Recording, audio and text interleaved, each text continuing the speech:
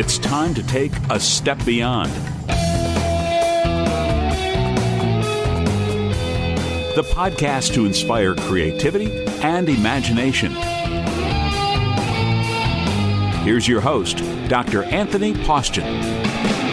Thanks for tuning in to A Step Beyond.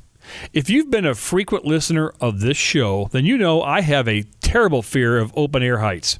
One of the few fears I happen to have. In fact, I've even confronted that fear by jumping out of a plane from over 15,000 feet. That's about 3 miles up. But when you're in that altitude, it really wasn't all that hard for me because all you could really see was the curvature of the earth. You really couldn't make out much of anything else. So I was basically just jumping into a blob of color, light, and wind. However, a number of years ago when I was in Las Vegas, a place I have frequented many times, I decided to go and check out the top of the stratosphere. And if you're not familiar with Vegas, that's the really tall tower you see on TV shows or whatever. It's about 1,000 feet up on the very north end of the strip. And it has a bunch of carnival-type rides at the top, many of which suspend you over the edge of the tower. One particular ride, if you will, was being attached to a cable and just jumping off the edge of the tower. I watched someone do this, which I got to be honest, I thought was completely insane at the time. It was less than 1,000 feet up compared to the 15,000 feet that I jumped from, but you could see all of the detail on the ground and other buildings and people, and that somehow made it 10 times more terrifying for me. And the most horrifying part was the guy that worked the ride, who would just kind of hang off the edge of the jump platform without any safety harness or anything else and grab the cable for the next jumper like it was no biggie. Our guest today is a pretty famous rock climber who hangs off the edge of smooth rock faces at thousands of feet up for a living. He and his climbing partner, Tommy Caldwell, were the first to successfully free climb the Dawn Wall of El Capitan in Yosemite, and trust me, this was no easy feat. I've been to Yosemite. I stood at the base of El Capitan, and as well as the top of Glacier Point, and when I was there, all I could think of is how completely insane someone would have to be to do this and like it. Ladies and gentlemen, the fearless and sometimes crazy Kevin Jorgeson. Kevin, welcome to the show. That's quite the intro. Thank you. Pleasure to be here. All right, let's go straight to your most famous climb, my friend, the 3,000-foot Dawn Wall at Yosemite. Now, you guys free climbed this. It wasn't like what people traditionally think of in terms of mountain climbing, where you're using ropes and pitons or whatever to get you up the mountain or up the hill.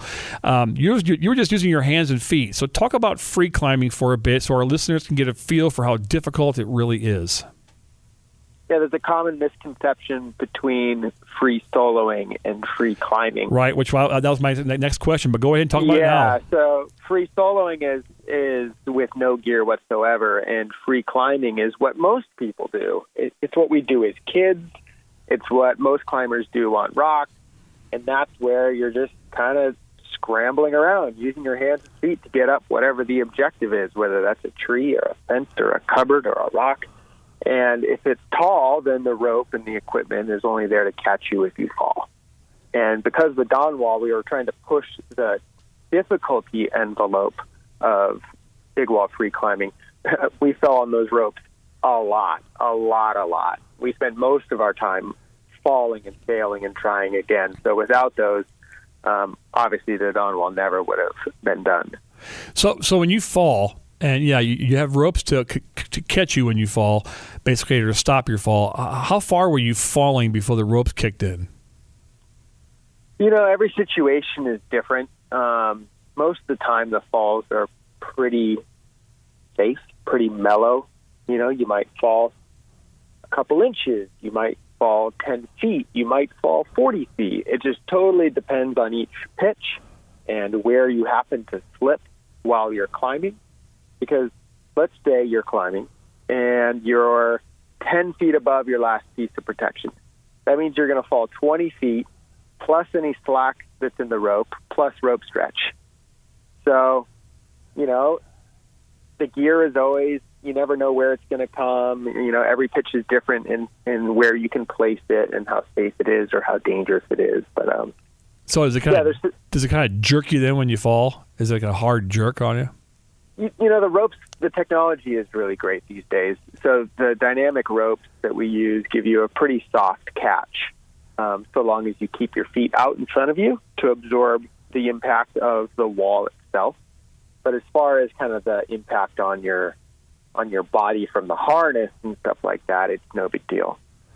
Okay, so you mentioned free soloing. You know, I had watched a 60 Minutes piece years ago about Alex Honnold, and you know I have to bring him up because you brought up free soloing, and he free soloed El Capitan, and they showed his progress on this 60 Minutes piece, and I saw something else about him too. So, you know, he's climbing this and doing some amazing things with absolutely no harness, no rope, no nothing, which implies that maybe he's a little more insane than you are. So that's. I mean, would you say that? I mean, because because I can't. I mean, I've met you. We've talked. I don't see you doing that. No, that's true. It's a different discipline of sport. You know, it might as well be like asking a half pipe snowboarder to compete in the slalom or something. Yeah, they're different specialties altogether. So, you know, Alex has been climbing in some way or another without ropes and refining that craft for decades. You know, it's not something he just woke up and did. Right. Still, the majority of his climbing is roped, but he really enjoys, like maybe someone would enjoy going out for a jog, going out for an easy, he doesn't even call it soloing, he calls it a scramble, you know, just an easy scramble. And it's like jogging for him, you know, it's just like his daily workout kind of thing. Yeah, but you're tempting fate, man. I mean, one slip and you're done. Sure you are, yeah. So, okay, so climbing the Dawn Wall took over 2 weeks, and so you had to kind of live on the side of that cliff. So how does that work? I mean, how much time did you spend climbing each day, and then what did you do the rest of the time? So, on the Dawn Wall, it was so... El Capitan is probably one of the biggest solar conductors in the world.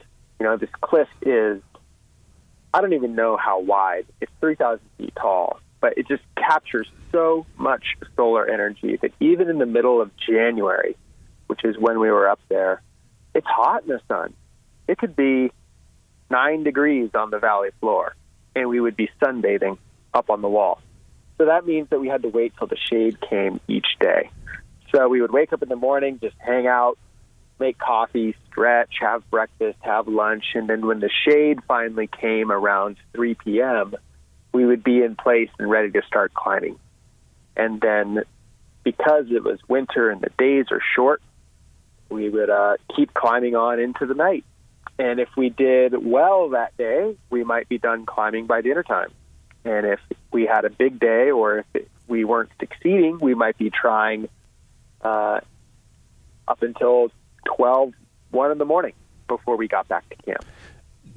Talk to us about why you want to climb in the winter and climb it when it's cooler. Sure. I mean, it's the same reason that, you know, Winter Olympics happen when they do. It's all about conditions, you know, and in climbing, the colder the conditions, the higher of a level that you can perform at. The shoe rubber sticks better to the slippery, glacier-polished granite. Your skin doesn't sweat, so the calluses dig into the rock and slip less. It's just everything feels easier when it's cold. And then when you guys lived up there, you would set up like this little portable tent thing right on the rope. You call it a portalage, I think? Yeah, portaledge, exactly. So how was that? Because I remember you telling a story, you know, how you'd sit up there in the winter and you'd be in your little tent in the side, and all of a sudden, you know, icicles and stuff would fall off the side and hit the top of your tent. And did you have any issues with any of that over time? Only one day on the push did we experience some pretty dangerous ice fall, and that was after a windstorm that was really cold the day prior. So all of the moisture on top of El Cap had frozen. And then the following morning when the sun came out, obviously it started to melt in the fall. So that was probably the biggest objective hazard that we faced that was kind of out of our control. Everything else is kind of in your hands, which is what I like about big wall free climbing. It seems intense. It seems crazy to the untrained eye, but to someone who's in their element, you're actually able to control the risk that you're taking to a very reasonable degree. I believe a big portion of the 2 weeks that you spent on the side of that occurred at pitch 15, correct? Mm-hmm. Can you talk about that challenge and what it ultimately meant for you to succeed at it? Sure. So, yeah, this was a 19-day climb, but it was scheduled to be a 12-day climb if everything went well. But I got stuck on the second hardest section. We call them pitches. The pitch is basically a rope length of climbing, and the dawn wall is made up of roughly 32, 33 pitches. So about halfway up, you reach like the very hardest part, and I couldn't do it. I couldn't do it on my first day of attempts. Couldn't do it on my second day of attempts. So I spent a whole day just resting. I tried it on my fourth day of attempts and didn't do it. And then I took 2 more rest days, 5, 6, and then on my 7th day of attempts, I finally succeeded. So it set us back a week, but luckily I made it through, and it was by far the most intense, high pressure moment and experience I've had in climbing. Now, is that because you just lacked the handholds? You lacked what made it so hard? Well, on day 2, I had split open the calluses on my index and middle finger on my right hand, which doesn't sound like a big deal, but it's kind of like trying to maybe race a car with flat tires. Like the climbers, the condition of their fingertips, skin, and callus is of crucial importance because it's the only thing that keeps you on the rock, right? So I'd kind of made do for the first week by covering those cuts with super glue and tape. But the thing about the hardest pitches is that you need every advantage that you can get. You need your calluses to be in tip-top shape to hang on to these little razor blades, and I just couldn't do it with my torn-up fingers. So that's where it became this true test of patience, not just of my own, but of my partner Tommy's, to wait while my fingers healed just enough to give it, those last-ditch efforts. So Tommy had already done this, right? He'd already made. Yeah, so did he have to keep coming back and keep going each day? So you couldn't make it, so he had to keep coming back and forth each time? Yeah. Yeah, but was he happy about that? I mean, if this was the hardest pitch to do, one of the hardest ones to do, so he had to do it a lot then, right? No. He didn't have to reclimb the pitch. Oh, I see. So once he did it, he just jumped over on the rope and called it a day. Right, yeah. Oh, I see. Okay. So at any point in all this, were you just ready to give up? No. I mean, on the last day when I went to go try pitch 15, I was at a point where if I didn't do it, I was resigned to supporting Tommy to the top because I believe that that's the nature of a partnership. You put the objective ahead of your individual success. But up until that point, we weren't in a situation where that was yet necessary, to give up. The weather was stable. We were healthy. We had enough supplies. But it was getting to a point where it's more a question of, morale and confidence. You try something 12 times over 7 days with the same result, and you start to think you're a little bit crazy or you're expecting a different outcome. So I was getting worn down, but I was still resolved and committed, right up until those final attempts. But kind of in the back of my head, if it didn't come together on that 7th day of being stuck in the same spot, that I was probably just going to support Tommy to the top.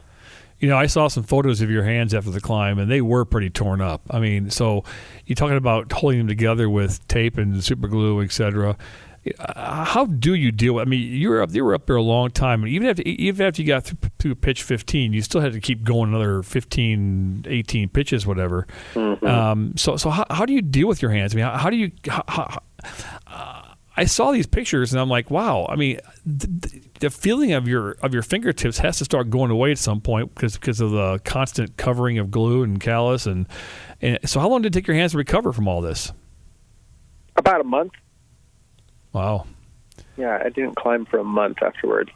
Life was also really crazy for the first few months after we got down. But yeah, my hands were also they looked like they had frostbite. They were bruised from deep down. and kind of blackened. It was pretty crazy looking, and then they started to shed like a snake.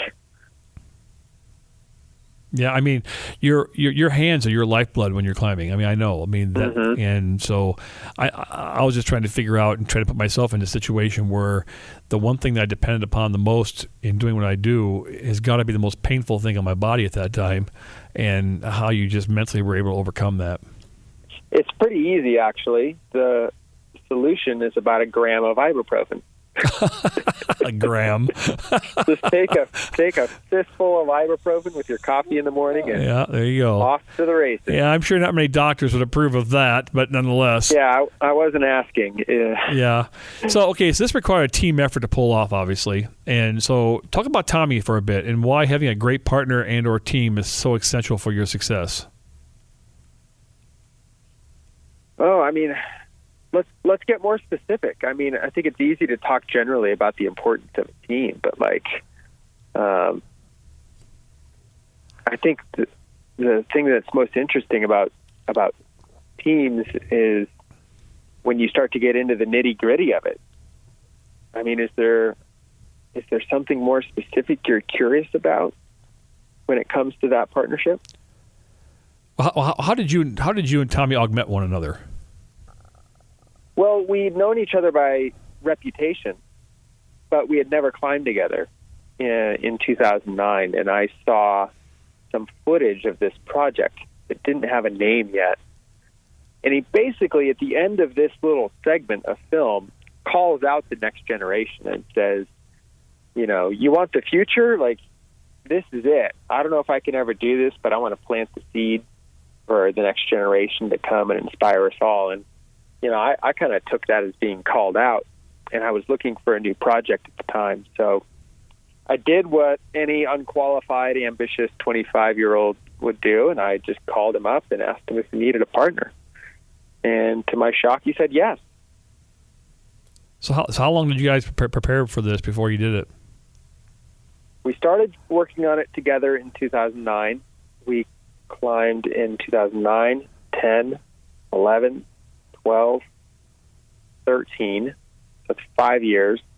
And then in the 6th year is when we had our successful attempt, our successful push. And so what were you doing when you were climbing? Were you just like testing various routes, or what were you doing during that time?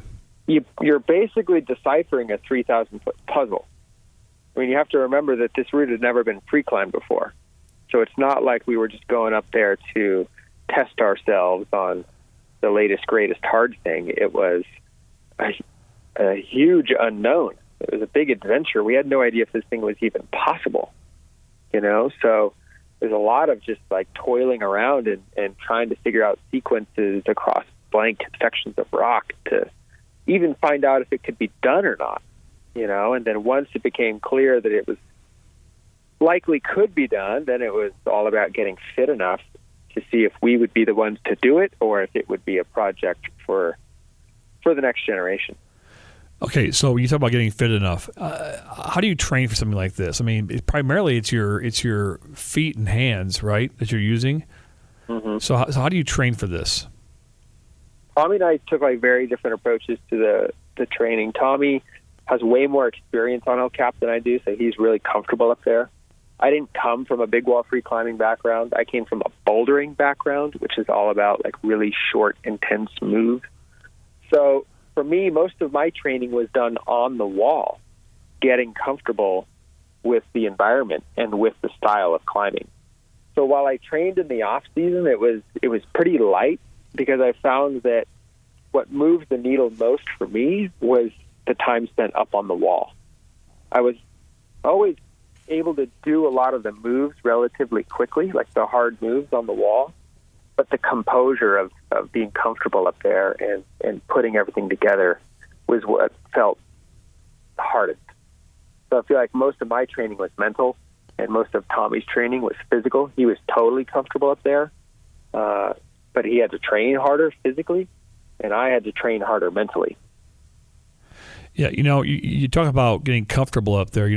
Throughout our discussion here, I've always kind of assumed that you're just fearless, but we all have fears. So how did you handle your fear? I mean, what was it? Was it a fear of just the height because you were bouldering before and you weren't quite that high, or did you ever have one of those moments where you're on the side of the cliff and you stop and think to yourself, what the heck am I doing, and freak out a bit, or is that what you're talking about when it comes to getting comfortable? Yeah, I mean, a lot of it's just you're in an unfamiliar environment. So your perception of the risk is not an accurate read on the actual risk. And the more time you spend in an environment, the more those two things come in line with one another. So someone who just got their driver's license feels really scared merging onto the freeway for the first time. Right. It seems like the most risky, crazy hairball thing. They're flooring it. They're trying to go from 25 to 65, and there's cars whizzing by, and it's a super intense thing. Someone who's been driving for 20 years doesn't think twice, But the person who's brand new to driving, their assessment of the risk isn't in line with the actual risk because they just haven't done it before. They haven't been there before, So some things just take time in order to not just get, quote, comfortable, but to perceive the risk in an accurate way. Does that make sense? Oh yeah, it does. That's a great analogy. So when you were up there though, at towards the beginning, was there ever a moment where you were like this? Did you ever have a freak out moment at all? I mean, there were lots of moments when I was climbing where I was just like really uncomfortable and scared, and I was not confident, and I wasn't moving with confidence, and I would slip or let go, and I just wasn't able to just climb, in a natural way, and that's what took time, getting comfortable in the environment. And once I could do that, I could just let go and just do the moves more naturally. But there wasn't a specific moment that I could recall that was like stand out scary or dangerous or something like that. So I believe you wore a special T-shirt for good luck during your climb. Can you talk about that? Mm-hmm. Sure. So in August of that year, my good friend Brad Parker fell climbing in Tuolumne, and we lost him.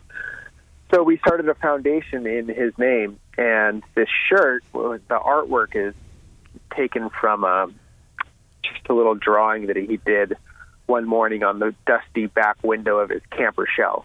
And someone had found this old photo of the back of his truck with this super cool little drawing in the dust, and we turned that into a T-shirt. So, when I topped out, I was surrounded by not only some family, but a lot of my closest friends and Brad's closest friends, all wearing that same shirt. It was a pretty powerful moment. You mentioned a foundation that you started. I believe you went to Greece, right, and did some humanitarian work as a result of the foundation too. It's separate from the foundation, but just in the same general vein of, caring about things other than climbing. So what did you do? What did you do over in Greece? Well, I mean, if you recall, like for a while there, every day there were just images of thousands of people just drowning in the Mediterranean, trying to cross from Turkey to Greece, and it was just gut-wrenching. And myself and my wife and a couple of friends, just one day, was kind of looking at each other and be like, man, we should really just do something. So we all bought tickets and flew to Lesbos, Greece, and took some open water rescue training on jet skis and kind of manned the beaches, trying to help however we could. But that's cool. The day we arrived is the day that the EU and Turkey struck this deal that said that Turkey was a safe first country that a refugee could reach seeking asylum, which is crazy when you think about Turkey's, human rights history. All that meant was that the sea crossings essentially went from having enormous numbers to stopping overnight. So when that happened, we relocated to central Athens to various pop-up refugee camps that were being built in the squatter districts of Athens. And we would just work to build infrastructure in those places, whether it was getting the plumbing running or getting food delivered or doing more lighthearted things like building a climbing wall and giving music lessons and things like that. It was a 2.5 week trip in total, but one I'll never forget. On social media, you posted the question, what's your dawn wall? I mean, in other words, what's your biggest challenge? What are some of the responses you've received to this question? Oh, man. I mean, well, before it was even a question, one of the experiences that really sticks with me to this day is Tommy and I were in the Yosemite Lodge the day after the climb, and we were on some interview on the phone. And as soon as we hung up, this woman, maybe 60 years old with a walker, kind of shuffled over to us. And, 60-year-old women are not usually the folks that we're used to following rock climbing, But she said with tears in her eyes that she had MS, and her doctor said that if she didn't really focus and get her act together, that she'd be in a wheelchair soon. And she was really inspired by our climb and the determination and the dream, and she wasn't going to let that happen. And that was her dawn wall. And by that point, we're all crying and hugging, but it was pretty moving. Climbing for a moment really inspired people to look at their life and through the lens of what can be done over not just the course of a week or a month, but what do I want to do 5 years from now or 10 years from now that maybe I've been avoiding or afraid to really tackle. And that kind of introspection is really cool. It's really valuable. So I'm glad that, we could have a small part in that. Well, that's why I brought you to Des Moines, my friend, because your story is inspiring, and I want to inspire people every day. And even if what you do inspires one person, it's worth it, in my opinion. And your story is obviously very, very inspiring. So my question is, why this? I mean, of all the things you could be doing in life, why did you decide to become a climber? I mean, you've been doing it since you were a kid, right? Right. I didn't decide. It's just. Well, at some point you had. It's just natural. When people ask me when I started climbing, I simply say I never stopped. Because that's how it feels. It wasn't like this, I'm going to go major in this, or I'm going to spend my time doing that. That's not how it goes for me. Climbing, it's like food. I go long enough without it, and I get grumpy, and I need to be satiated. It's just a natural part of my life, like food or water or air. Yeah, but at some point, you had to make a decision where, well, I'm going to devote my life to climbing, or I'm going to get a job doing something else. Because you got to live, you got to survive. So what drove you? I mean, I understand the climbing for recreational purposes. I understand the climbing for fun and enjoyment and for relaxing, whatever. I get that. But at what point and why did you decide all of a sudden, I'm going to do this for a living? This is going to be what I do. Well, I was pursuing a kinesiology degree for a couple of years at the junior college in Santa Rosa, and climbing on my break from school, and still doing quite well. And I was sponsored at the time, but I wasn't all in. And my personality is such that if I'm going to do something, I kind of go all in on it. Good strategy. And I felt that I was kind of half-assing my efforts with my degree and not realizing my full potential with my climbing. So I chose climbing. And I don't regret it one bit. And I often say if I could go back in time, I would have made that decision sooner. It freaked my parents out a little bit for a couple years, I'm sure. Yeah, that's not the kind of thing most parents want to hear from their kids. Yeah, exactly. I don't think I told them that. I think I just stopped going to classes. And then 6 months later, they're like, oh, how's things going? I'm like, I stopped going. Yeah, I'm climbing a lot, though. I'm climbing a lot, though. So, Yeah. one of the funniest things I've ever heard you say, Kevin, and it was just by accident, I think, is that when I had you here in Des Moines, we had L. Warden here, Apollo 15 astronaut, who went to the moon, Apollo 15, who made the first ever deep space EVA. He climbed out of the command module and hoofed back to the back of the ship, halfway in between the Earth and the moon, so he could see the entire moon and the entire Earth and so on and so forth. Wow. And I remember sitting next to Al, and Al's got hearing aids, and we were towards the front, and Al kind of talks loud. I remember him saying, Yeah. "Whoa, that's riskier than going to the moon. I would never do what he does," and on and on. And then you fired back. I never forget this on stage and said, "I'm being heckled by an Apollo astronaut." That has to be one of the funniest things I've ever heard you say. So, what kind of legacy do you hope you'll leave? Oh boy. Yeah, I know, a tough question, but I thought I'd ask it.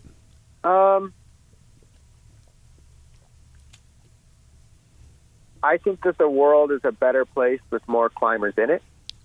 And I think that for a couple of reasons. One, it really leads to a more healthy life, a more intimate connection with your body, because you're moving it and you're challenging it, both mentally and physically. I think it's really powerful. It also connects you to a really awesome community. The climbing community is super tight-knit, really open-armed, just a great group of people. And third, it really connects you to the natural world. If you take this experience where most people experience it indoors for their first time and then take it outdoors, you really start to appreciate the environment in a whole new way. So, whether it's through climbing or through nonprofit work, I think I just want to introduce and inspire as many people as possible. So like a lot of my time right now is focused on a nonprofit I started called One Climb. And I called it One Climb because One Climb has the potential to totally change the trajectory of a kid's life. It's like a light bulb going off. And the tactic that we're taking is, instead of relying on kids maybe finding climbing or maybe not, we're putting it where they already are. Meaning we're using the network of Boys and Girls Clubs across the country, and we're installing climbing walls right there in the gymnasiums where thousands of kids per year kind of spend their after-school time. And this effort started in 2010 in Sonoma, California, and then I picked it back up right after the Dawn Wall and did a second project in St. Louis. And now our third is going into Los Angeles, downtown Los Angeles. That wall is being installed at the end of August. So it's slowly starting to pick up steam, and we're kind of figuring out kind of how all the moving pieces fit together between donors and clubs and the walls and all these different things. But if I can bring this sport to the next generation, or to kids who would never otherwise be exposed to it, and change even one life for the better, I mean, I don't even need credit for it. I'm just happy that is the result, Well, that's actually, I mean, that's fantastic, man. I appreciate what you're doing there, and I appreciate your willingness to give back to the community. That's a big deal. You talk about enjoying nature. I've seen pictures of you on the side of these cliffs before, and I can see nature behind you about 2,000 feet down. I'm not sure I can enjoy nature that way myself. But I do respect very much people who are willing and able to do things that I am not willing and able to do myself. So, that said, things change. You're getting older. Physically, you get older. Your body isn't going to let you do what you're doing now at some point. So, at least not in the way you're currently doing it. So, where do you see your life transitioning? I think everything I just mentioned is, it's all about time well spent, and I can't think of a better way to spend time than focusing on efforts like that. So that's kind of the nonprofit side of introducing people to the sport. I'm also pursuing a commercial aspect to that same objective, which designs and builds commercial climbing facilities under the brand name Session. And I called it Session because what I said before, like, what's a session? It's nothing but a commitment of time to a thing. Right. A yoga session, a climbing session, no matter what. And forget money. I think how people express their priorities in respect to time is the most powerful thing of the most powerful demonstration of what's important to them. So I look at the inverse of of their time being spent. So if someone's in one of my climbing facilities at 6 p.m. on a Friday, think of all the things they're choosing not to do right then. They're not out on a date. They're not with their family. They're not home with their pet. They're saying no to so many other things they could be doing and saying, this is how I want to spend my time. Like, what a powerful thing, And I wanted to call this effort session because it's kind of our North Star, reminding myself and everyone involved with it that this is what's important. It's how people are choosing to spend their time, and we need to always honor that. And if people's time is not well spent in our house, in our facilities, then we're doing it wrong, and that's what's most important. Well, I agree with you 100%, brother. I think money is overrated. Nobody lays no one lays in their deathbed saying, "I wish I made more money." They have whatever regrets they have. It's usually because they haven't followed a passion. They haven't done more of something they actually enjoy doing. And life is short. You get one of them. So I agree 100%. It's best to follow that which you enjoy and are passionate about. Kevin, thanks for talking to me today, man. And I'm going to end the show by asking you this. What advice would you give to anyone, young or old, to help them achieve their dawn wall? Oh, boy. It's supposed to be hard, and I think I said this when I visited you guys, and that was that, there's a way of looking at the world that says you want to, seek pleasure and avoid pain. It's like this old school way of looking at the world, and I don't subscribe to that worldview. I think that, the really rich experiences where we discover what we're capable of happen at the intersection of those two worlds, the intersection of pain and pleasure. And when you're really going after something that's important to you, don't be afraid of the fact that there's going to be hardship there. Anytime your ambition exceeds your ability, hardship is going to be inevitable. But how you choose to react to that hardship, in large part, will dictate whether or not you succeed. So it's a choice to fear it or embrace it.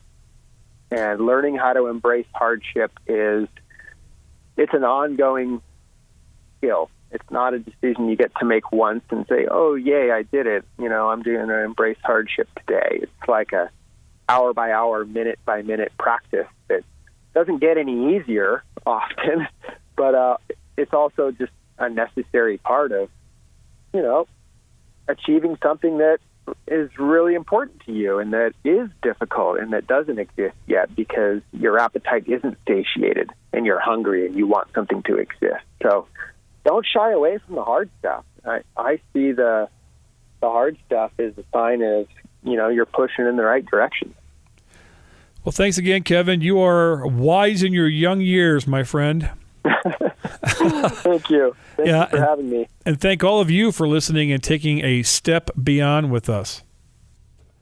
We all have a dawn wall, and sometimes we may even have multiple dawn walls. I'm convinced, though, and I've said it before, the only way to successfully accomplish anything great is to think hard, not smart.